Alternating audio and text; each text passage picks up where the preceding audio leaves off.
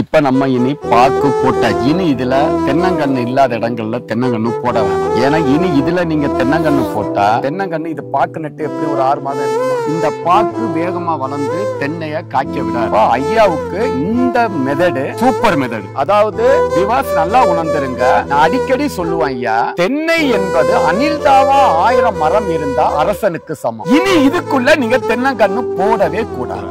இப்ப இது ஓகே, இது நல்லா சூப்பர். ஐயாவுக்கு சல்யூட்.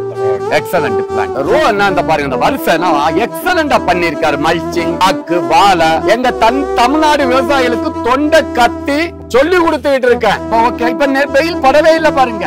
இத படுதா, இடையில ஜாதிக்காய் போட்டு விடுங்க. இதுக்குள்ள இதுல போடலாம். இதுல மிளகு படுத்தலாம். தூருக்கு மண் அணைச்சுக்கிட்டு மிளகு இதுல படுத்தலாம். இடையில லிச்சி போடுங்க, லங்கல் போடுங்க, அவகாடோ போடுங்க, ஆப்பிள் செடி போடுங்க. ஆப்பிள் சொன்னா HRM 99 ஒண்ணு இருக்கு. இதெல்லாம் போட்டு விடுங்க. ஜாதிக்காயை நிறைய போட்டு விடுங்க.